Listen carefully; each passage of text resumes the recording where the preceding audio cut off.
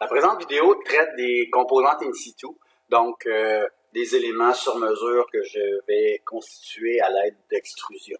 Donc, première chose que je vais faire, je vais dupliquer ma vue du plan d'aménagement pour travailler au niveau du rez-de-chaussée. Et le but de ça, c'est de pouvoir recadrer ma vue sans même voir le plan. Donc, si jamais je veux faire une présentation de ça, ben, je pourrais le faire à partir de cette vue-là. Donc, j'ai tout simplement dupliqué la vue. Une fois que c'est fait, je viens sur ma copie.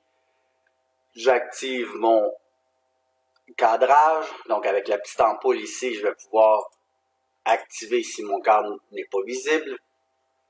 Et, ni plus ni moins, recadrer. Donc, me faire une zone de travail qui sera située à côté de mon plan. Donc, je vais pouvoir travailler aisément sans avoir trop d'éléments qui vont interférer.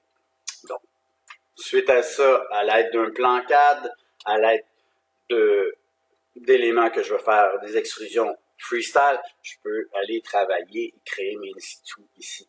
Okay? Donc, si je n'ai pas de plan CAD puis je fais un in situ, je viens dans architecture, composante, créer un in situ et je choisis, c'est très important de sélectionner la catégorie avec laquelle je vais travailler. Donc, que ce soit des éléments de plafond, de mur, de mobilier. Donc, par exemple, si je fais un mur, je sélectionne ma catégorie, je peux lui donner un nom.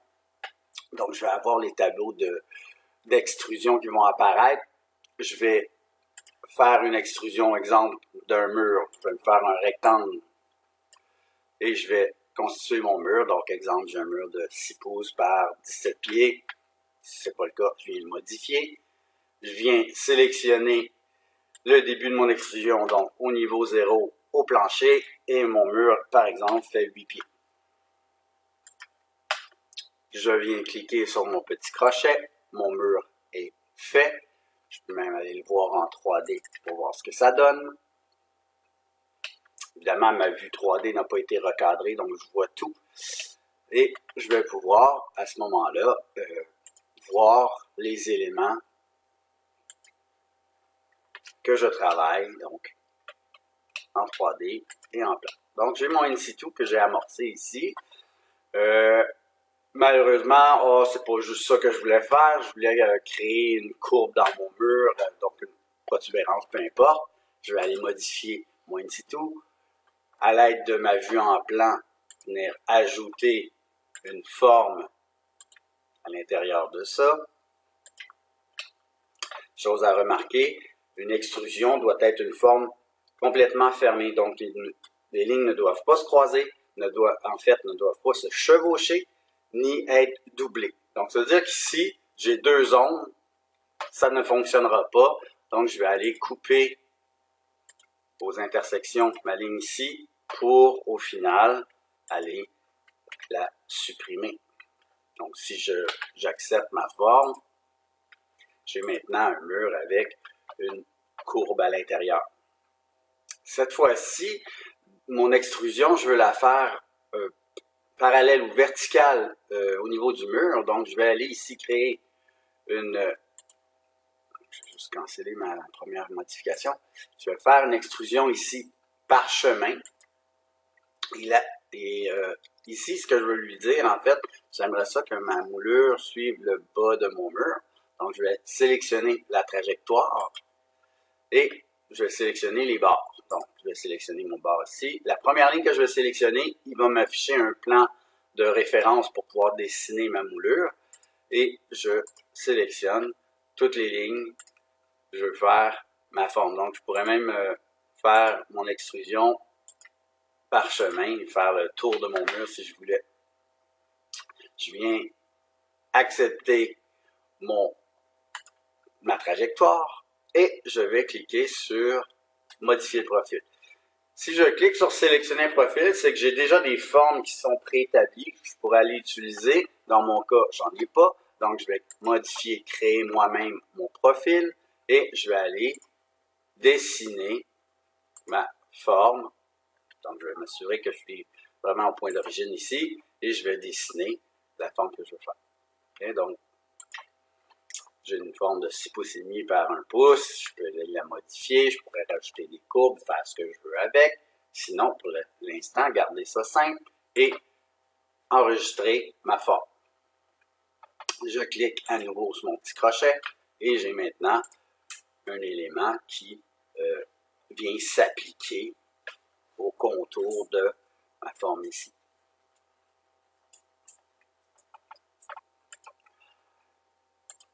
Donc en tout temps, je peux double-cliquer sur mon in-situ et aller modifier. Et on remarque que j'ai deux extrusions, donc une extrusion qui a été faite au sol et une extrusion qui a été faite par chemin à l'aide de mon rebord. Donc, chaque élément est modifiable. Je peux double-cliquer dessus. Là, je vois mon profil. Je veux rentrer dans mon profil, je l'active et je viens modifier, si on veut, la forme qui est là. Donc, je peux générer une courbe. On se rappelle que les lignes ne doivent pas se chevaucher ni être doublées et la zone doit être fermée par un seul et même élément. Donc, je vais raccorder ici ma forme et au final, la petite ligne est ici, je vais la supprimer. Comme ça. Donc, de cette façon-là, j'ai modifié, j'accepte ma modification, je l'inclus à mon 3D et on voit que j'ai maintenant une courbe au niveau de ma moulure. Donc, ces in-situ-là très efficaces, je peux les modifier en tout temps et on peut passer maintenant à la création d'un meuble si on veut. Donc, pour ma section mobilier, ma nouvelle composante in-situ sera de catégorie mobilier. J'ai inséré au préalable donc un fichier CAO. J'ai donc inséré mon plan CAD meuble de réception en noir et blanc. Et pour cette fois-ci, j'ai utilisé manuel point de base pour pouvoir le positionner où je veux dans mon dessin. Donc, une fois qu'il est placé, je vais pouvoir aller tracer mon in-situ par-dessus. Donc, architecture, créer une composante in-situ, catégorie très important, donc mobilier, et je peux donner un nom à mon meuble, donc meuble de réception. J'en ai plusieurs versions, donc je vais l'appeler meuble 4 dans mon cas. Je fonctionne toujours par extrusion, et là, je vais pouvoir aller dessiner mes différents panneaux. Donc, j'ai décortiqué un petit peu ce mobilier-là par panneau et je veux voir les champs. Donc, je vois les panneaux comment ils sont assemblés. Donc, je vais prioriser un rectangle dans ce cas-ci. Je vais sélectionner ma forme ici et je vais mentionner mes différentes hauteurs. Chose à se rappeler, c'est que vous pouvez changer les unités dans vos dessins. Là, on travaille en pied quand on fait des murs, etc. Mais quand on fait du mobilier, je pourrais très bien dire, ah, mes unités, j'aimerais ça les avoir en pouces. De cette façon-là, quand je vais rentrer mes valeurs, je n'aurai pas besoin de me casser la tête. Si je dis ma hauteur fait 26,5, ben il va automatiquement mettre 26 pouces et non pas 26 pieds.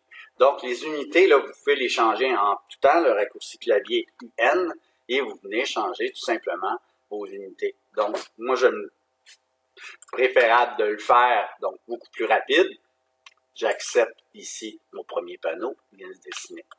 Je crée chacun des panneaux de cette méthode-là. Donc, je vais aller chercher encore une fois mon rectangle.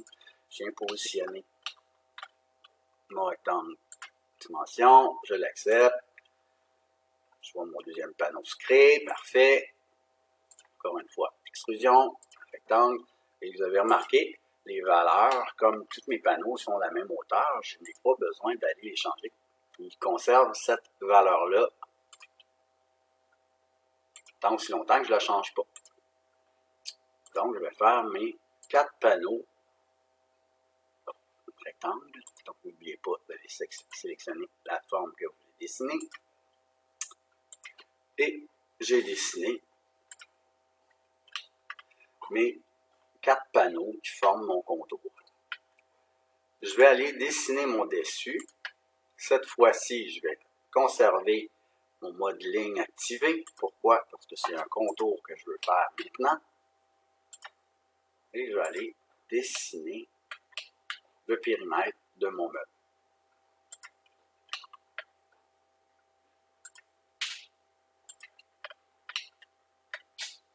Évidemment, le dessus de ce contour-là, en fait, vient se déposer sur mes panneaux latéraux. Donc, 26.5 sera mon début, puis ma fin sera 28 dans ce cas-ci. Et je clique sur mon petit crochet. Donc, mon dessus est venu se positionner exactement à la hauteur que j'ai demandé. Plus votre détail sera bien fait, plus votre plan de mobilier sera bien fait et décortiqué, plus vous allez comprendre comment les éléments sont assemblés les uns aux autres, plus ça va être facile pour vous de venir juxtaposer justement les différents panneaux. Donc, si je regarde l'élévation ici, j'ai une tablette de transaction qui est déposée sur un panneau vertical qui commence à 12 pouces, qui se termine à 40 pouces et demi. Donc, j'aimerais ça pouvoir aller positionner ce panneau-là. Donc, il est ici en avant. Parfait. Je vais créer un nouveau rectangle.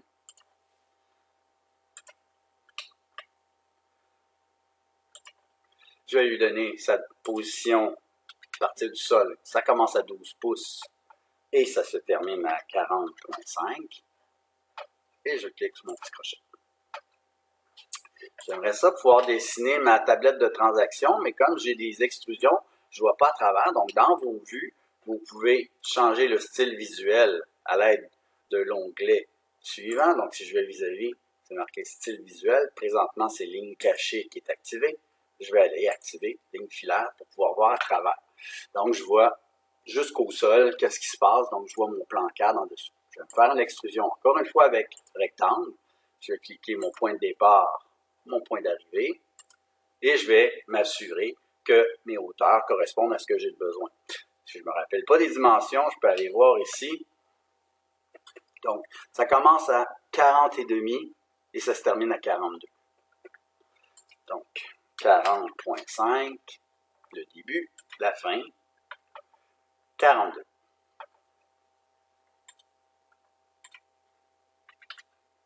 Et je clique sur mon crochet. Pour la suite, en fait, si je regarde mon 3D, donc j'ai les panneaux ici, j'ai constitué vraiment les extrusions que j'avais besoin. À moi de déterminer si je veux modifier ou ajouter des éléments de détail. Donc, par exemple, si je veux rendre la tablette de transaction arrondie, je pourrais très bien aller créer une extrusion par chemin. L'idée ici, c'est de sélectionner la trajectoire. Donc, je vais aller sélectionner ici le chemin que je veux parcourir. Donc, je vais aller sélectionner mes bords 3D. Vous avez remarqué, la première ligne que je vais sélectionner, c'est là qui va placer mon plan de travail.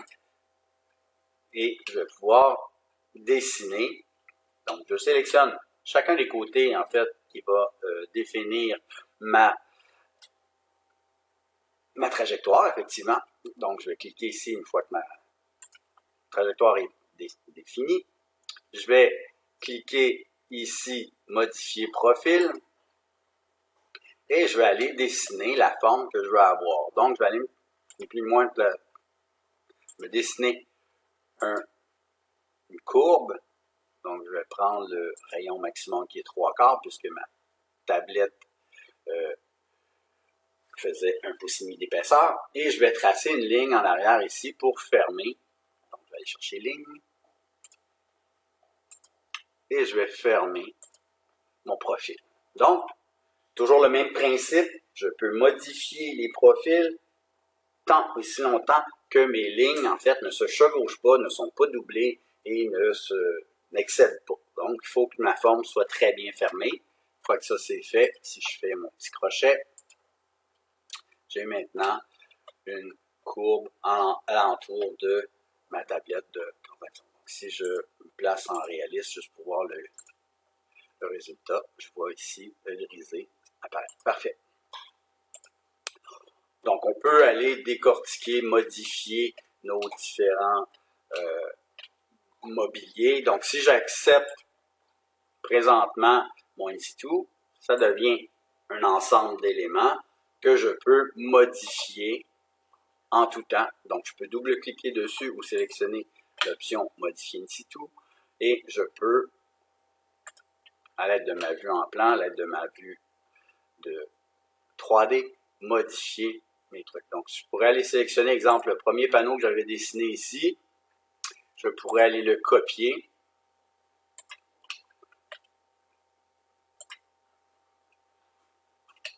D'accord? Donc, je l'ai placé un petit peu trop loin. Donc, je vais le positionner exactement à l'endroit où je veux l'avoir. Je vais en copier un deuxième. Cette fois-ci, je vais prendre comme point de référence le milieu. Puis je vais venir le positionner au milieu ici. J'aimerais ça créer des tablettes. Donc, je vais me faire une extrusion en rectangle. Point 1, point 2. Je peux même faire mes deux tablettes en même temps si je veux. Départ 12 pouces. 12.75. Et je clique mon petit crochet. Donc, je peux aisément modifier mes éléments sans problème. OK? Je vais cliquer sur mon petit crochet, mon in situ est prêt à être placé dans mon plan. Donc, je peux aller le déplacer en tout temps dans mon plan. OK? Donc, hyper simple. Je peux retourner en tout temps dans mon in situ pour ajouter des éléments. Je pourrais le mettre dans mon plan présentement et aller le modifier par la suite sans problème. Donc, toujours éditable. C'est famille, en fait, c'est pas des familles, c'est composantes in situ. Chose à remarquer, quand vous créez des in situ, je dois terminer la création. Donc, mon objet maintenant est sauvegardé. Je peux le déplacer et faire ce que je veux avec. Vous allez remarquer que l'outil peindre ne fonctionnera pas sur les composantes famille ni sur les in situ. Donc, si jamais vous voulez mettre une couleur sur un panneau en particulier, ben, il faudra prime abord entrer dans le in situ pour pouvoir sélectionner vos panneaux. Si on regarde ses propriétés, ben, on voit que les matériaux sont placés par catégorie. Donc, je pourrais placer des catégories ou sélectionner un matériau pour l'appliquer. Donc, par exemple, je veux que ce panneau-là soit en plastique noir, ben, je vais l'appliquer et le panneau va se faire automatiquement. Je peux sélectionner, évidemment, plusieurs panneaux en même temps. Donc, je vais faire CTRL et je vais sélectionner les différents panneaux que je veux avoir en même temps. Exemple, et je vais cliquer sur mon matériau à nouveau pour lui dire que ça aussi c'est en plastique noir.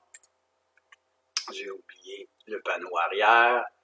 Donc, je vais aller faire Tab pour pouvoir sélectionner mon panneau. Donc, je peux placer mes différents panneaux avec les matériaux que je veux.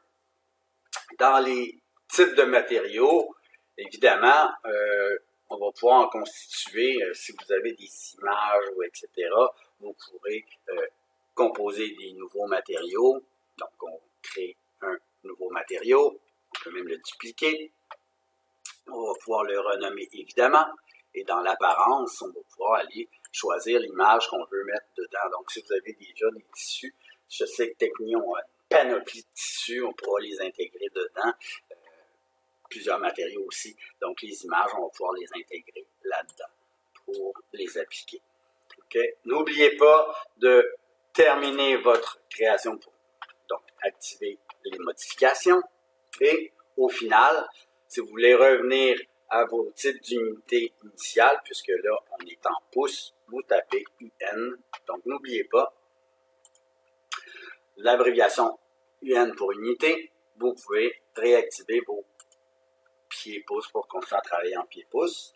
Si vous voulez travailler toujours en pouces, c'est à vous de choisir le type d'unité. Donc, l'avantage de travailler en pouces, le signe des pouces, vous n'avez pas besoin de le mettre et automatiquement, il va prendre les valeurs que vous avez demandées. Donc, à vous de choisir le type d'unité que vous voulez utiliser dans vos projets.